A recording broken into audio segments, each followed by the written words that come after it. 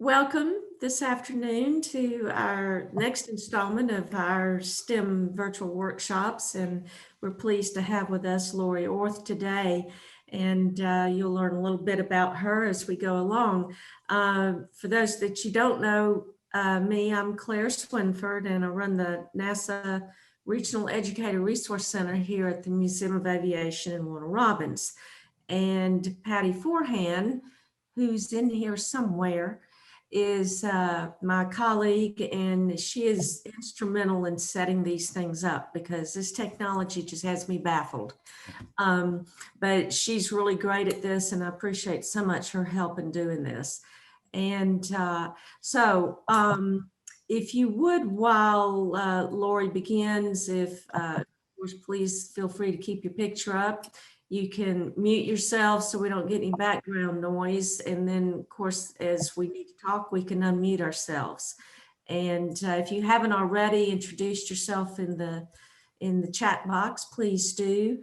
We will be recording this session as well, and we'll send the information to you along with any handouts and links and things like that, PowerPoint, so that you'll have access to everything. And again, we also put it on our website. We've been archiving everything, so you can always go back and relook at something.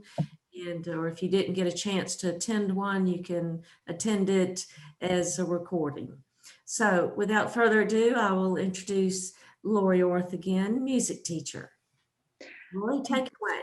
Thank you so much, Claire.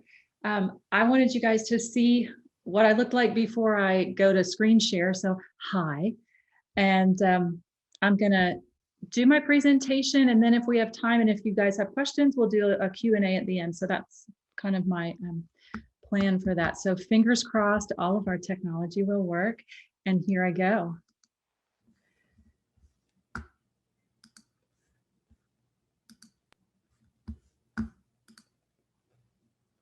Okay, does that work? Full screen? Yes, all right. Welcome to my session, Moon to Mars with Music. Oops, I'm going too fast. I'm Lori Orth, and I am coming to you from Augusta, Georgia. I'm a music teacher, I'm an author, and I am a huge space fan, and I believe very strongly in starting the STEM and STEAM pipeline for young people. All right, my goals for today's session are to teach you a really cool song for upper elementary students, and it is about SpaceX's brand new rocket that's in development called Starship. If you followed along today, they had another launch of one of the Starship upper stage boosters, and it had a great flight until it tried to land and it exploded. So tune in, watch your YouTube to find out what happened. The song that I'm going to teach you is called Moon Hang Time Vacation, and it is about the launch sequence of the Starship on a mission to the moon. I want to provide ideas how you can use this song in your classroom, at your school, in community events, school concerts, and how you can collaborate with your music specialist. I'm going to tell you some stories about how I use STEM in my music class, and I'm going to provide some evidence about how this approach works for students. And then I'll go over my digital materials that you have in your virtual swag bag. All right, and heads up, you will have a homework assignment about a compare and contrast for these two rockets for the, the SpaceX Starship compared to the SLS rocket for the Artemis program. Okay, which we'll get to. So my website tagline is Music Education Done Differently. In 2019, I published a music workbook called Rocket Recorder, and that teaches space exploration in the recorder class. It is the culmination of an incredible year that I had with my students a few years ago, and my class and I set out on a musical space odyssey of epic proportion. And I've created several additional songs, and that's what Moon Hang Time Vacation is. It's from other songs that didn't make the workbook. So why would you do this? why would you use music in your STEM class? Why did I use STEM in my music class?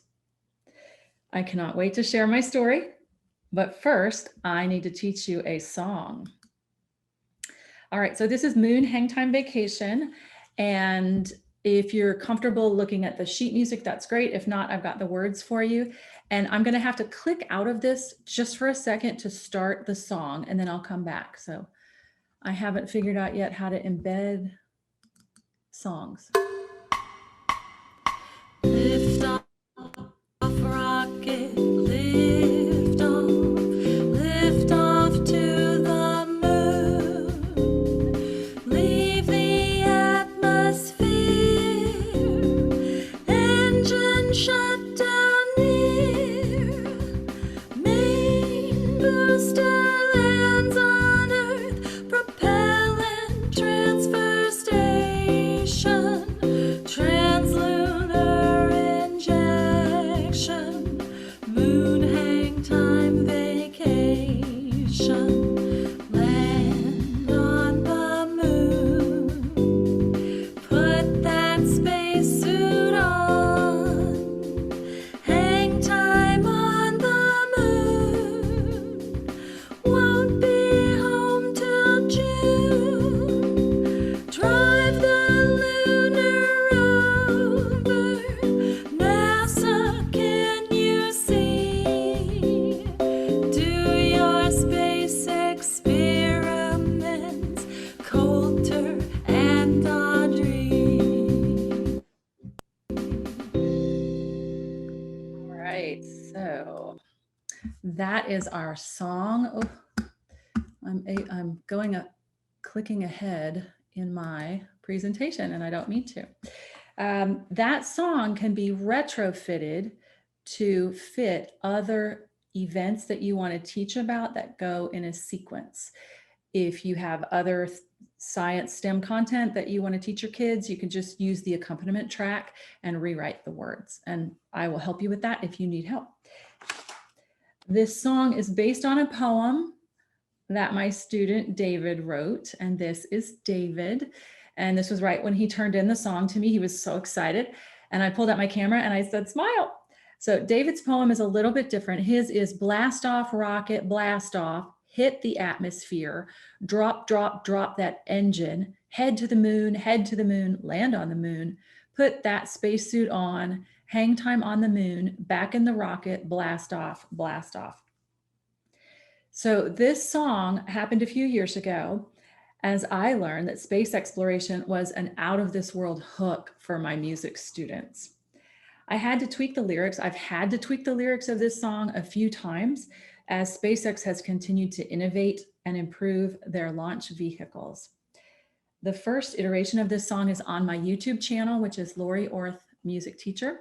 And so you can go hear the very first version of it before I had to change the words for the Starship. All I had ever seen were live things of the Falcon 9. And I watched them on YouTube, and I watched the first and second stage. I watched the fairings jettison and the payload deploy. And so I put all that into the song. And then this happened, Bob and Doug. And I was watching Bob and Doug and I was like, wait, nothing's jettisoning. They're in a capsule. Got to change the lyrics. So this is how space innovation affects me. I'm like, I have to update my song.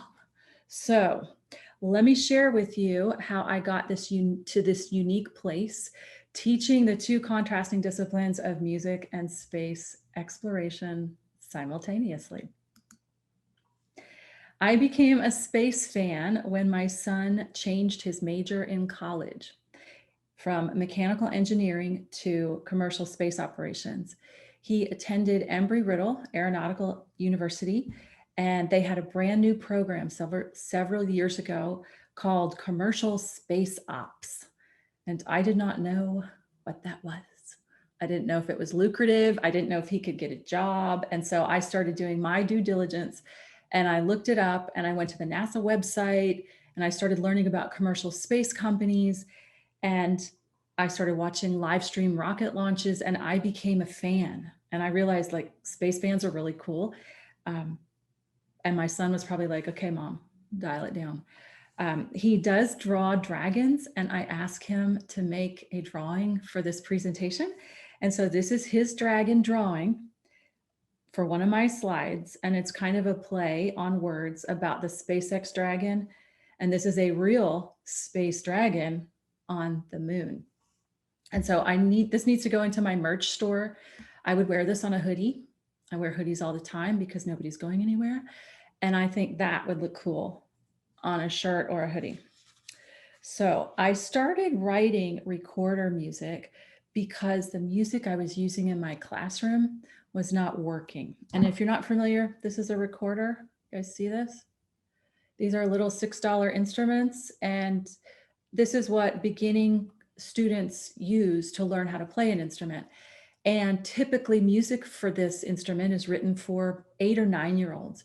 And I was teaching recorder to 9 through 11-year-olds and 9 through 13-year-olds, I'm sorry. And they didn't want to play Mary Had a Little Lamb. They didn't want to play Hot Cross Buns or Merrily We Roll Along. They thought it was beneath them. And so I thought we were going to have this wonderful musical experience, and they were just kind of losing interest. And they were space fans. They were Star Wars fans. And so I kind of thought, well, I'm a space fan and that's close. So one day, in an effort to rein them in, I decided to tell them about reusable rockets. And they were so interested, and they were like right here in the palm of my hand, and they wanted to know more. And I thought, that is what I want to see you guys do with your recorders.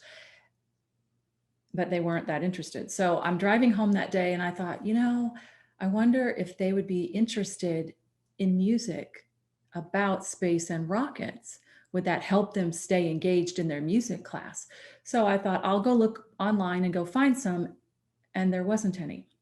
And so I did what a lot of teachers do. I said, this can't be that hard. They only know 3 or 4 notes. It's not rocket science. I'll do it myself. So I wrote some music for them.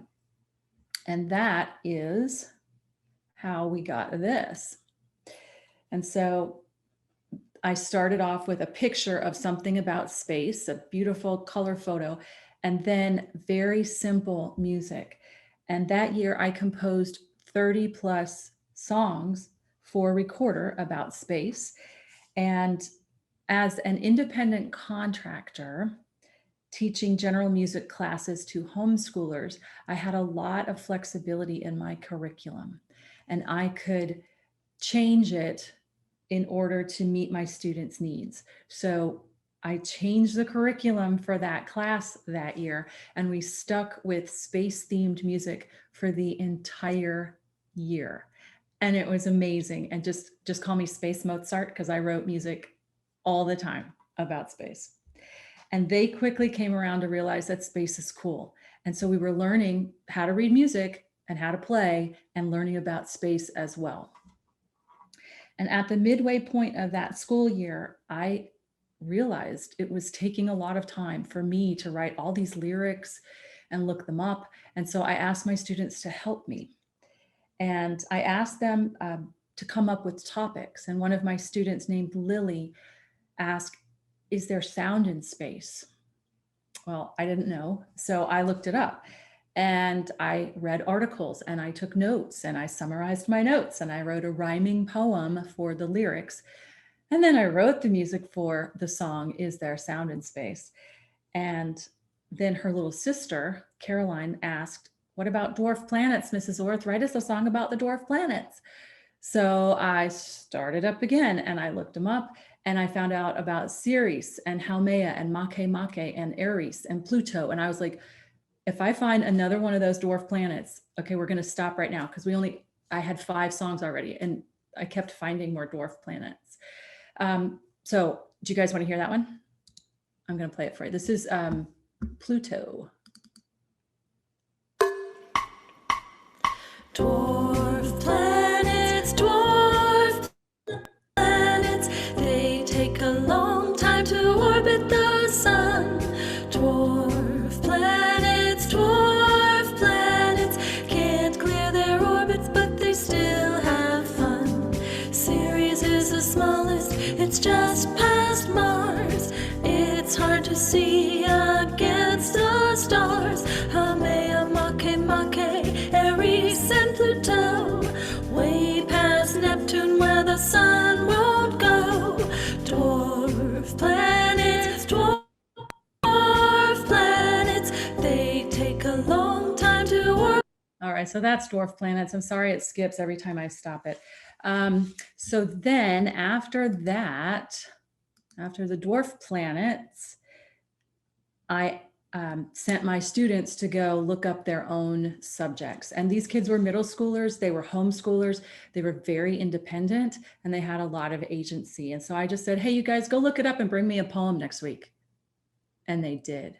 And that is how I got middle school boys to write rhyming poetry about the moon.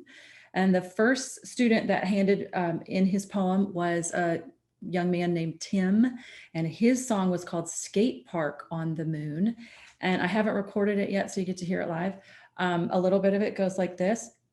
Riding in a crater, won't stop till later, cruising on basalt, jump dead volcanoes, skate park on the moon, skate park on the moon, skate park on the moon, skate park on the moon.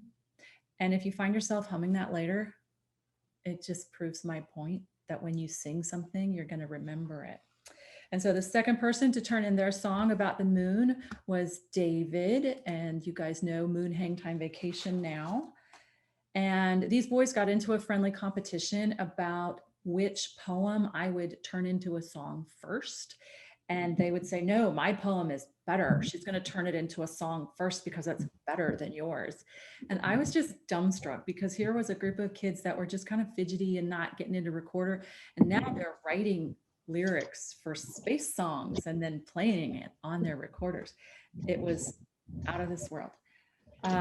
Okay, and then my absolute favorite song that came out of that school year addresses the difficulties that astronauts face when they live in 0G. And my student George asked, what happens when an astronaut barfs in space? And I had just been reading about this in Scott Kelly's book, Endurance, A Year in Space, A Lifetime of Discovery. If you have not read that, get it. It's such a good book. And it comes in an edition for young people. So it's not nearly as difficult for a young person to read. Super good book. He talks about someone coming up to the ISS who suffered from nausea and they ran out of barf bags. And he talks about how he MacGyvers barf bags. And so you have to read it to figure out what happens. But then I also looked up YouTube videos and I saw Chris Hadfield talking about Canadian astronaut Chris Hadfield about official NASA barf bags and what they're like and how they're constructed. And so when George said, hey, how do astronauts barf in space? I was like, I knew this. I just read about this. And I said, George, I will write you a song about barfing in space, but you have to provide the rhymes. So, Jennifer, can you mute? I can hear you. I think it's you. Thank you. Cool. George said he would write the rhymes, and he and his sisters went on a family trip from Georgia to Texas, and they were in a minivan creating these rhymes, and their mother sent the rhymes to me every 50 miles, and they were hysterical. And I was sitting trying to compose this music and trying to write these lyrics, and I was laughing until I was crying. It was hysterical. Cried, tears. So do you guys want to hear a bit of barfing in space? Okay, here it is. And remember, this was not I didn't do this at the beginning. We were way into the school year. We've been doing this for months. So here's barfing in space. An astronaut to the ISS flew. Upon arrival, he had to spew. He grabbed a NASA barf bag. The crew said, ew. When he was done, he still felt blue. Barfing in space, barfing in space. Yuck, he is stuck in the upchuck. Barfing in space, barfing in space. Throw up in a NASA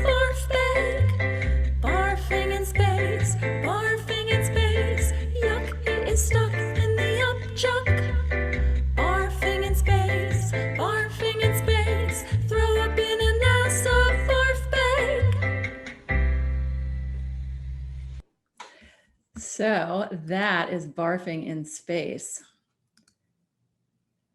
As George and his sisters had become space fans with their recorder class and all of the space-themed music, they asked their parents when they got to Houston to take them to NASA's Johnson Space Center so they could visit the Neutral Buoyancy Laboratory. And that's George on the end in the striped shirt. And this is not his entire family. These are two families here. And they're two big families. And some of my students are in this picture. So they toured the Neutral Buoyancy Lab, and their tour guide was asking all these questions, and my students were answering. And he was like, how come you kids know so much about space? And they said, we learned about space in our music class. For the music STEAM, space win. I was so excited to hear that. So when we sang and played this song in class, George was over the moon, pun intended. He was so excited that I took him seriously and that I wrote this song. And I made my kids sing it, seriously sing it, and then they had to play it. And it was quite tricky compared to what we'd been doing. And they had to play it on the recorder. I learned that, well, first of all, the boys, yes, they made retching noises through that class, and we all laughed ourselves silly, but they had to stick with it and continue to play it and sing it. But I learned that Tim was a sympathetic vomiter. And so he said, Mrs. Orth, I have to leave the room because I need some fresh air. And I was like, what's the matter with you? He's like, I can't handle all this vomit noise. So that happened, but those kids will never forget that lesson. And yes, we talked about the inner ear, and we put all that little bit of STEM before, and then we talked about what happens to astronauts in space. I loved it. Okay, this is not something that you can teach cold. You have to have your kids in the zone of singing songs about space, and then you have to set it up for them so that otherwise you'll lose control and you'll never get it back. And so I don't want that to happen. So let barfing in space be kind of like a treat, something for them to look forward to. If you're really good with all your other space themed music, then we can do barfing in space. Yeah. Okay, so here's my next picture. Why is it a good idea to have your space content percolating around in your students' minds outside of class time, outside of homework? Singing a song about space helps solidify it in their brains forever. How many of you can still sing Twinkle, Twinkle, Little Star? Am I right? Why is that? That's because you learned it when you were little and you can still sing all those words. And that just proves the point about how important music is to learn things. So how did this approach of simultaneously teaching music and space exploration work? It worked because it was fun, it was engaging, it was totally different than anything they'd ever done. It was cross-curricular, and it was full of emotional involvement. The conversations that we had before we got to the music in each class were so amazing. We talked about space exploration. We talked about what would happen if you went to Mars and how long it would take you to get there. And I had students saying, well, I don't know if I'd want to be away from my family that long. And another student said, well, we just need to build portals to Mars. And we talked about it's no different than having a family member who's deployed, because a lot of my kids were military dependents and their parents had been deployed. And it took us to a whole different place than just, hey, come in, let's play Hot Cross Buns on the recorder. And a lot of their conversations made it into my songs. So I had a rule in class that we could not turn the page in our notebooks in order to see the next picture, because every song had a picture. It was very visual arts and music oriented. They couldn't turn the page until they could play proficiently the notes that were on the current page. And they wanted to learn more about space, and they wanted to see the next picture, but they knew that they had to practice at home and come into class and be comfortable with it and be able to sight read it well enough before we could turn the page as a class. And they loved being part of the creative process. being asked to contribute poems for lyrics for new space songs made them so excited to learn. And they kept trying to outdo each other with their poems. One subject fed the other. The space fed the music fed the space. And they used language arts and they used visual arts as well. And everybody was emotionally involved, including me. It was the most amazing school year. It was the pinnacle of my teaching ever, to be in that space of writing music all the time and thinking about, okay, what's the next song going to be about? What's the next thing that's going to keep them engaged? I'm going to give you a list of ideas about how you can use this in class. First of all, I want to encourage you to collaborate with your music educators. If you have visual arts art teachers, collaborate with them as well. And you may have to do this before the school year starts. I know that in the state of Georgia, some schools have space content at the very beginning of the year. And so talk about that ahead of time and get your collaboration going with the music teacher so that they can introduce this in their classroom, and then it can flow nicely into yours.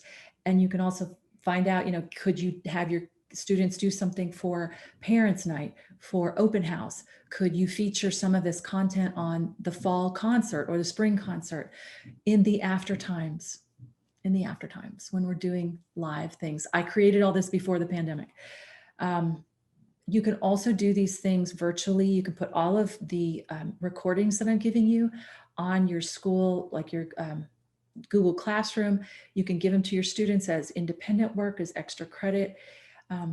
This kind of stuff really can draw in students who don't normally participate in science. And if you have a kid who might be special needs or checks out or super musical but doesn't engage in your classroom, ask them to create a beatbox, or hey, can you create a rap with these words about this subject? And you might turn that kid on to STEM like way more than they would ever have been engaged. I know when I was a kid, if my science teacher had said, hey, we're going to start with a song, I'd have been right there, because to me, science back then, it was something to be endured. I was a music student. I loved to sing. I was in band. I was in choir. And if my science teacher had said, hey, I need students to sing, here's the music, I'd have been like, what? We're going to sing in science? So it's a different way to approach it. And it mixes it up. And it also helps. It's fun to meet your colleagues and collaborate and do those cross-curricular things. So I want to encourage you to do that. Okay, and then share the digital files with your music specialist so that they have them and they can see all these. And I've given all these to Claire and you can get them from her. All right, got another picture for you. Check it out. Astronauts are musical. I want to meet all of these astronauts. If you know how I can meet them, let me know. In the far left corner, that is Jessica Meir playing the piccolo. She brought her piccolo up to the ISS and she played the theme from Star Wars. And in the middle is Caddy Coleman, and she's playing the flute. And a rock star gave her his flute, Jethro Tull, and said, hey, bring it up to space. And so she did. And then in the other corner playing the guitar and the cupola is Canadian astronaut Chris Hadfield. And he's famous for playing ground control to Master Tom, or Master Tom to ground control. Which way is it? Yeah, that one. In the bottom corner, we've got Jessica Meir again on the saxophone. I read about her bringing her sax mouthpiece. She said, I will bring a mouthpiece, but there's a saxophone on station, which I thought, I've got to get more information about this. So cool. And then these last two pictures in the middle, these guys look like they're in an Irish pub. I'm not sure who they are.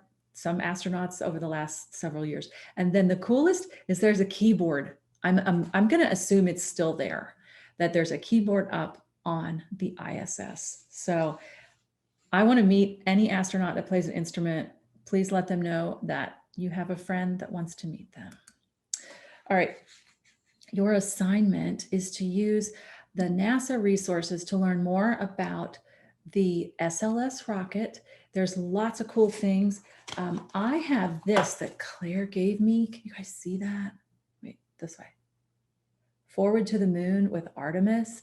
This book is so cool, and it's 2nd through 5th grade. It's all online. I mean, this is a nice hard copy, but you can download this entire book and the answer key online.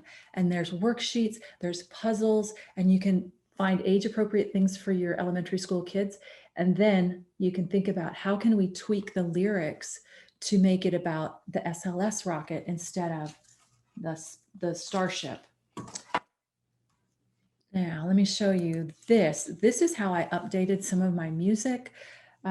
Lift off rocket, lift off. Well, you could change it to lift off Starship, lift off, or lift off SLS, lift off SLS to the moon. Easy stuff like that. Now go to the 2nd line, 4th measure, main booster. SpaceX had to change the name again because reasons.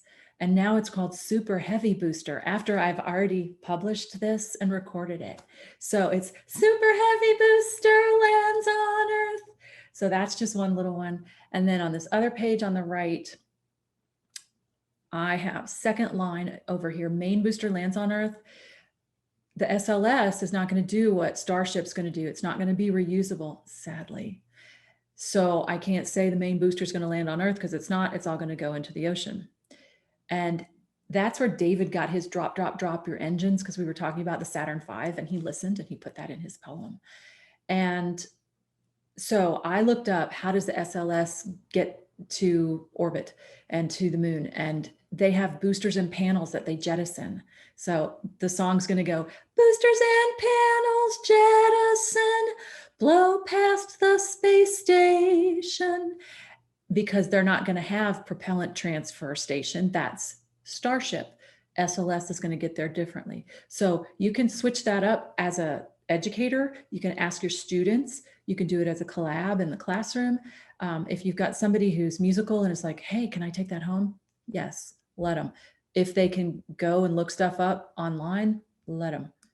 All right, here, because I know teachers want to do their own thing, here is your visual. This is in your digital downloads, and you can write all new words on a clean piece of paper. You can make copies of this. You can give it to your students as long as it doesn't overwhelm them.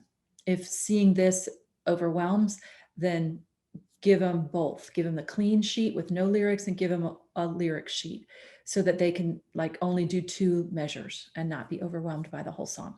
But you'd be surprised. Some kids would take this and run with it. So I don't know if you remember, in the lyrics, I talk about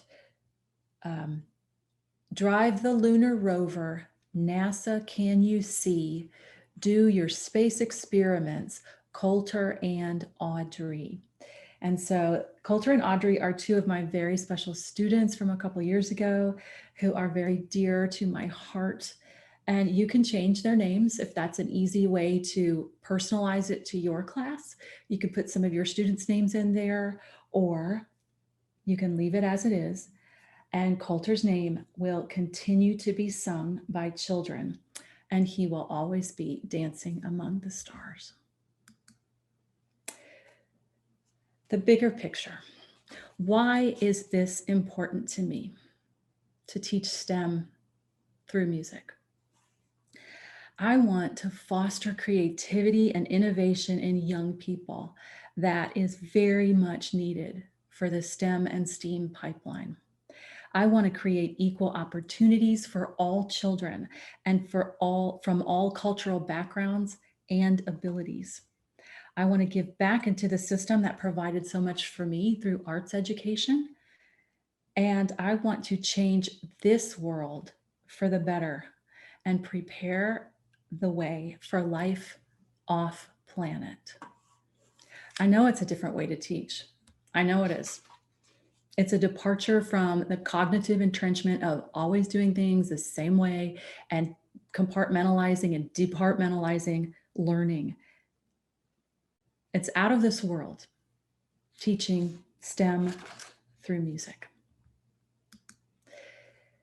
My contact information is in your digital swag bag, along with sheet music and audio files, including another song that we're going to play in just a minute. and it is a song called Space Explorer's Anthem. And it is a feel-good song. It's a go fight win song, and it's in English, and you can get it in Spanish. I have a Spanish translation, and it's about journeying to Mars. It's about overcoming trials and working together because space unifies. So when we close out our session, I will send you forth with a song in your heart, and you can hear Space Explorer's Anthem. I just want to encourage you to use music to teach STEM. Your STEM content will stick with your students forever through music. Okay, you ready to hear it?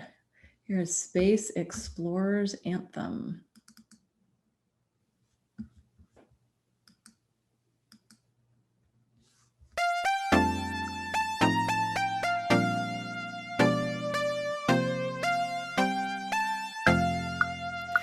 We go because we're space explorers into the deepest void. Together overcoming trials, we pass an asteroid with oxygen that we create for lava tubes on Mars. We 3D print our habitats and drive cool rover cars. We go because we're space explorers.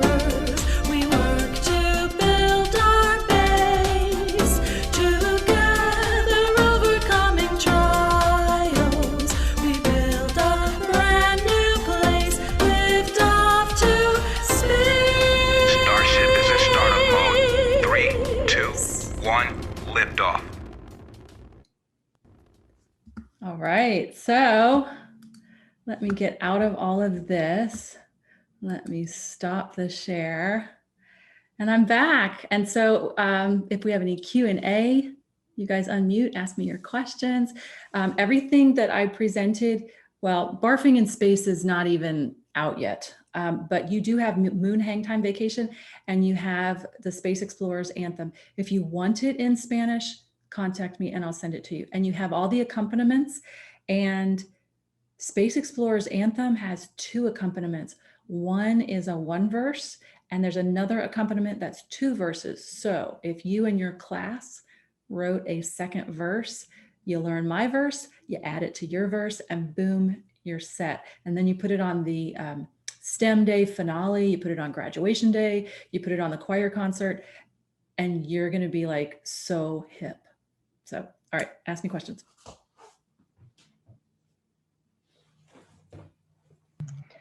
Okay, so what do you recommend for those of us who, 1, can't read music, 2, can't sing, and I love the idea because I have some kids that honestly this would speak to, but I looked at that music and I saw lines and circles and nice colorful bubbled in bubbles because I really can't read music at all. That was not a part of my education, period. Do you have access to a music teacher in your building?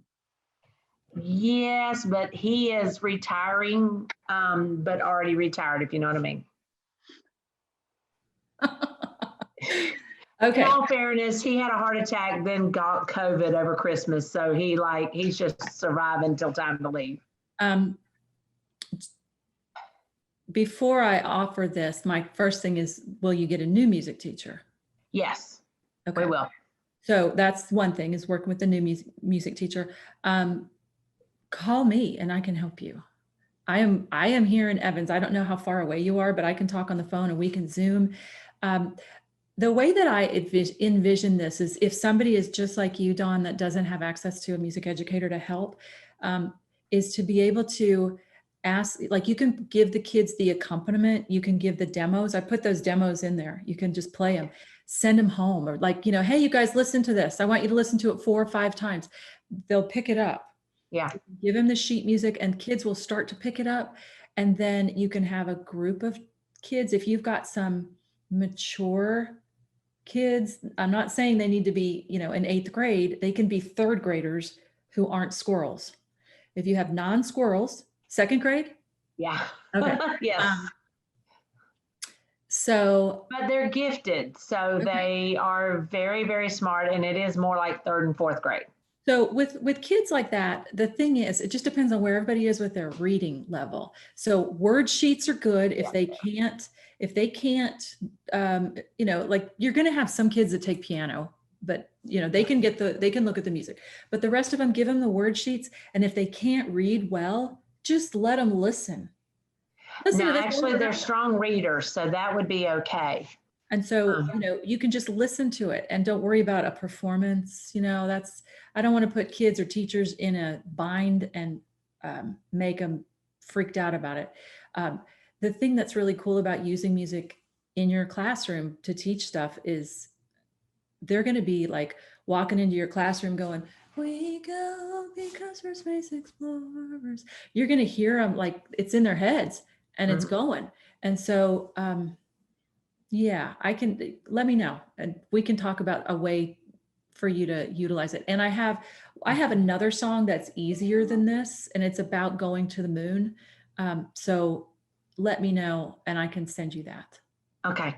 Yeah, because I love the idea. I think it would speak to a lot of my kids, but I also know my limitations were music and we're singing with the radio in the afternoons, playing in the classroom for dismissal, and I can't even carry a tune with the radio going.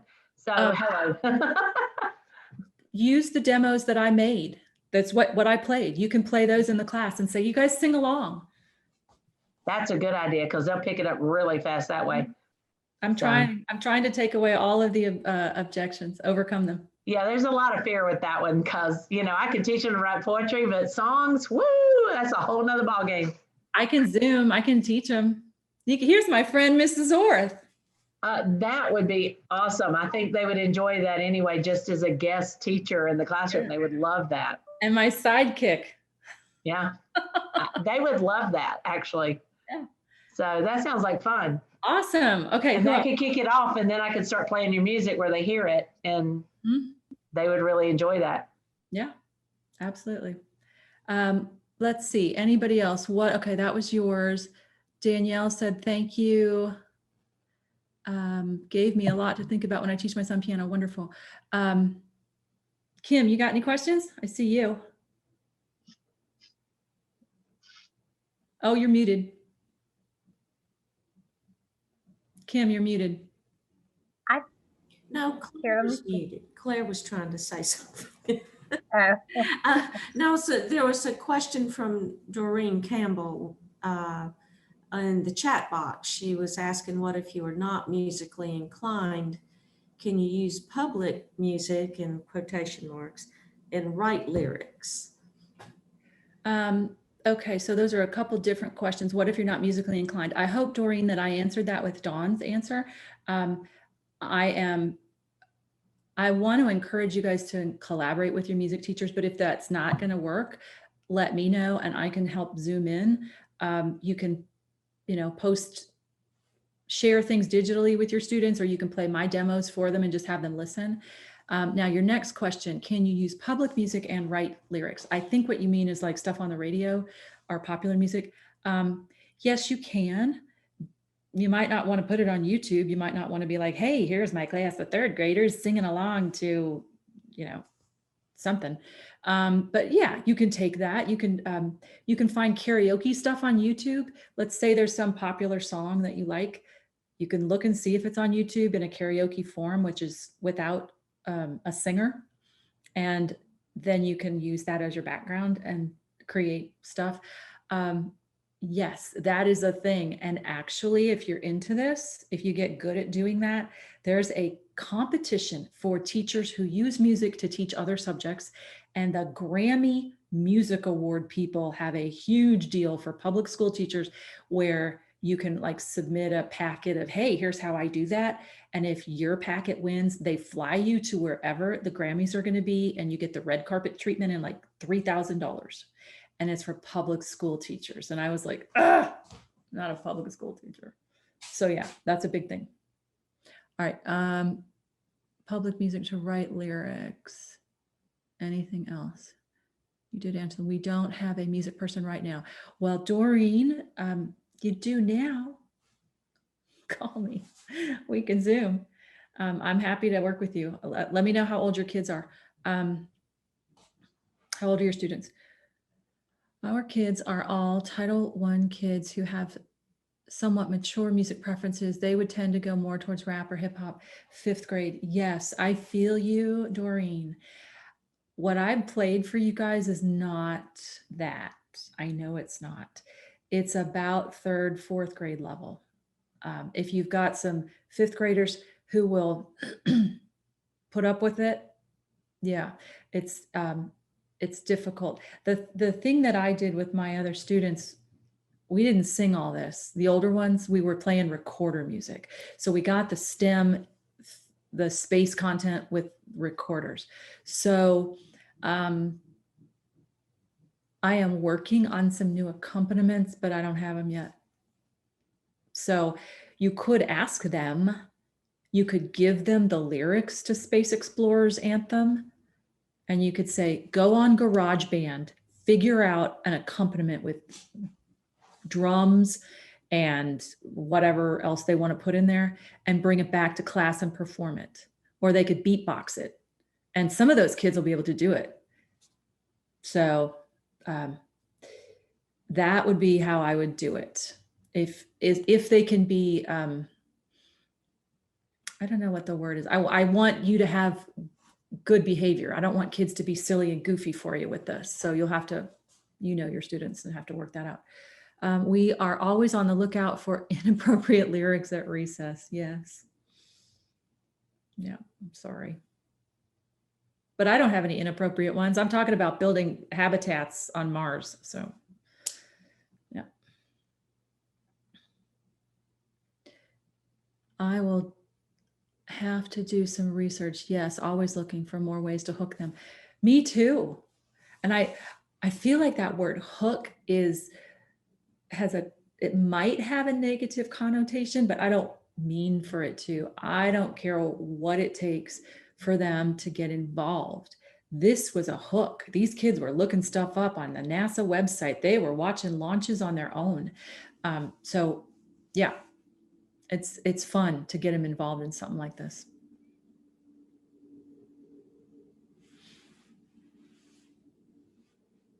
We just want them interested and to learn, to enjoy learning. Yes.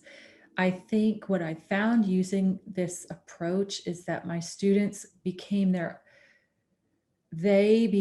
really aware of being not passive, not reactive. They were on purpose learning. They wanted to, wasn't just like, well, put it on me, teach me. They were like, what else can we learn? And I hadn't seen that until I started teaching this way. So I was like, I'm going to stick with this. Sorry, it works.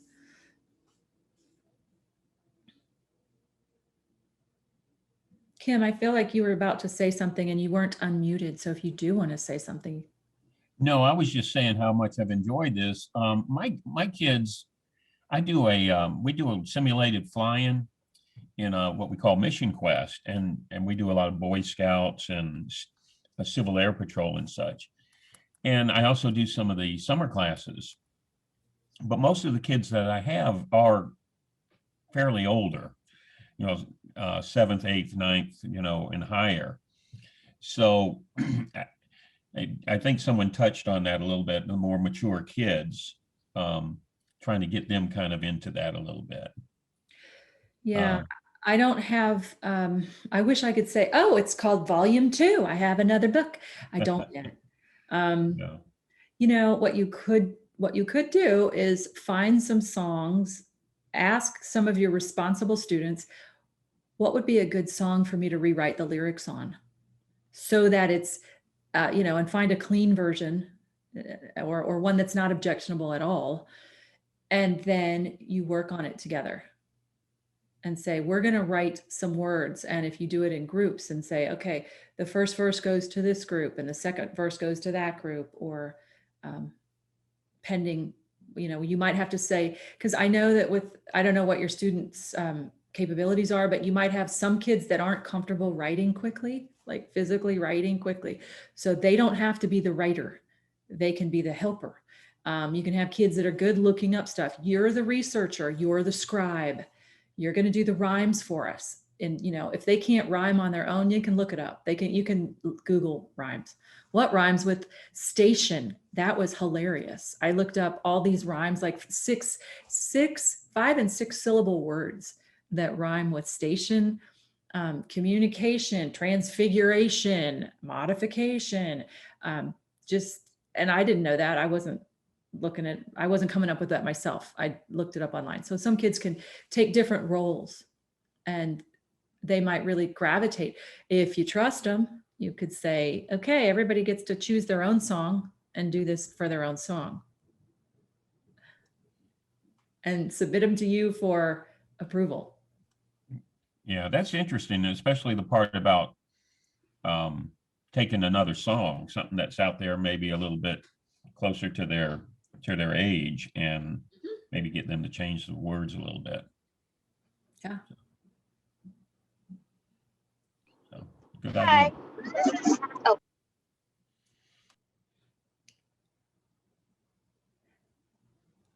Anybody else?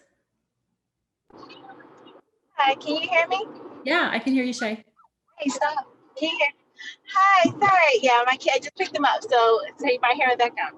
But I know that there's a lot of free beats or free sounds on like YouTube or out there that's like for free. You don't even have to give credit to the person, the artist that produced it. It's just the instrumental of beats and stuff, and there's free stuff. So if you're not trying to use lyrics that exist, and I know some kids, especially some ones that I teach, don't have access to GarageBand. I know it's like they don't have access. So, but they have access to the internet, believe it or not. So if that's a way, they can use that. Just pick an instrumental that's out there that's free, and it'll let you know that it is free for public use. And that is awesome. use that.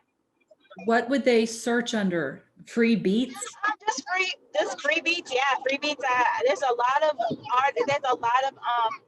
artists or people that create instrumentals or beats that will put their stuff out for free just so they can get. Some of them will say, "Hey, just make sure you put." If you just said YouTube, so I was thinking like if an older child has a YouTube channel or a TikTok, because apparently that's the thing. I don't have a TikTok. I don't even know what that is really. But if they want to use something and post it, because that's like a lot of the younger kids like to do that, and it can be a song about, dealing with space. They can use free beats. You can type in free beats. YouTube also has free beats, free music on YouTube that you can search, and you just pull it from like there's a way to pull the instrumental to put it along with whatever song. So yeah, just type in free beats. There's a lot of free beats. That is such good information, Shay, and thank you so much for that. Doreen asked about copyright infringement. My 2 cents about that is, as long as you're not going to put it on YouTube, you can do whatever you want with it. Like you can use it in your classroom. Just make sure your kids aren't out there recording it and throwing it up on the internet. YouTube has gotten very strict about stuff, and they'll find stuff and they'll give you a strike, and 3 strikes, you're out, you're off, you lose your channel. So I would hope that students know that, but definitely talk about them. Like, especially if they're going to take a pop artist and rewrite the words, just keep it off the internet, guys. Just do it for the classroom. Okay, anybody else? I'm just reading.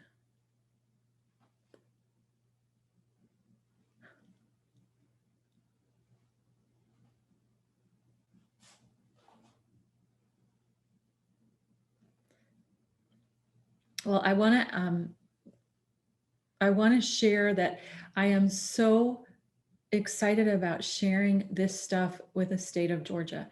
I have shared my music in different countries now. I've got STEM and STEAM leaders in Lagos, Nigeria, who are using my material, and I'm so excited about that. But I want people here in Georgia to use it. So please let me know how this goes. If you put it on a program, send me a note, send me the program, just take a picture of it. I want to know this for my own data so that I can tell NASA, hey, I'm doing this at the state level. Part of my bigger plan is to share this with NASA in their STEM program, and they need data that this works at the state, at the local, regional, state level. And I'm like, well, I've got a school in the United Kingdom using it. And they're like, well, that's great. What about your own state? So yeah, let me know. And if your students are older, and you can share this with teachers that teach younger kids, please do. Give them the stuff, give them the files, tell them to call me if they have any questions.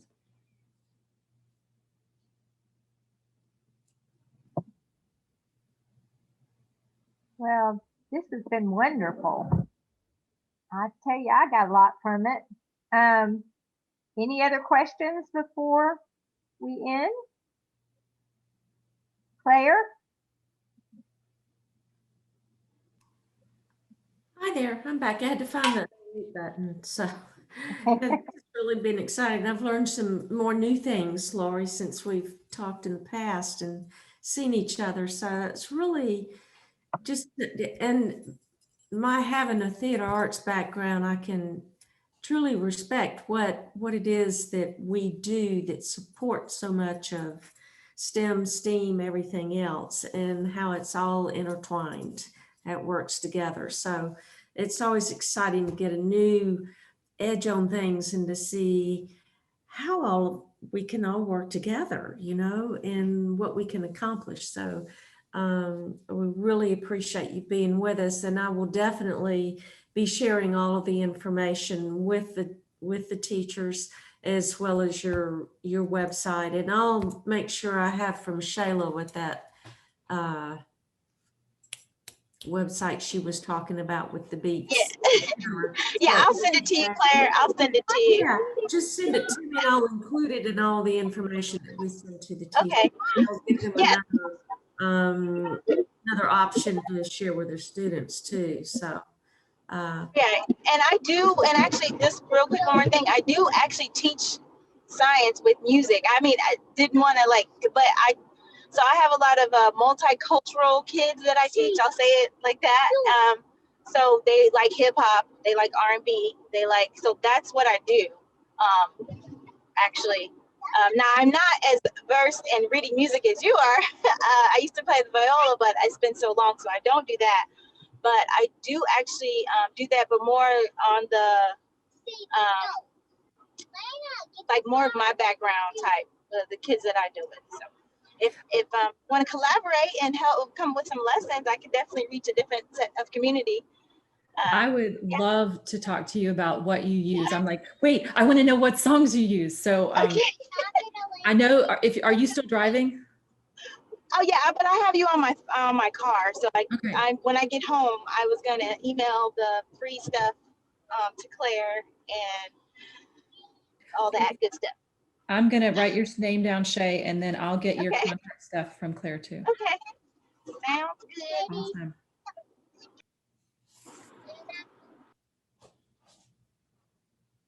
yes, we'll definitely share amongst ourselves all the information. Shayla has been part of the museum for quite a long time, and she's also some type of super scientist engineer person that which is proof that science and the arts and everything else is, rolls right along together. So she's been a big proponent of STEAM for a long time. And so anyway, we'll definitely put us all in touch with each other and see what we can come up with together. So Awesome. are there any other questions or comments, or if there's any information that we don't seem to provide you, please let us know and just ask. If we don't have it right away, we'll find out who does and we'll make sure that you have it. So that's one of our services through the Resource Center, is to provide resources and information. So anyway, but if there's not anything else, we can say good night and be careful, stay safe. Thank you for joining us again. And Lori, thank you again. Best of luck on Thursday. And, I'm assuming that's going to be virtual as well. It is indeed. Yeah. Yep. Great. So, But we do appreciate this. It's given, and there's so many different ideas that we can use, amongst ourselves. And I think we just bounce these ideas off each other, and it gives us a whole different perspective. So we certainly appreciate it. And thanks, Claire. Thanks, Patty. So y'all take care. Thank you. We'll see y'all later. I'm trying to wave. And Thank you. Miss Thank you. you. I Bye, miss you all. everybody. Thank I you. miss you. Bye. Thank you, Claire, Patty. Bye. Appreciate it. Thanks, Tim. Bye.